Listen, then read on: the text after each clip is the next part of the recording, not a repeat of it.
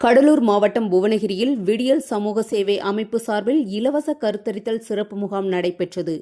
Rainbow nursery பள்ளியில் மகாலட்சுமி பல்நோக்கு மருத்துவமனை இணைந்து நடத்திய இம்முகாமை அமைப்பின் நிறுவனர் புஷ்பா சௌரிராஜன் ஏற்பாடு செய்தார். சட்டமன்ற உறுப்பினர் அருண்மொழி தேவன் முகாமை தொடங்கி வைத்தார்.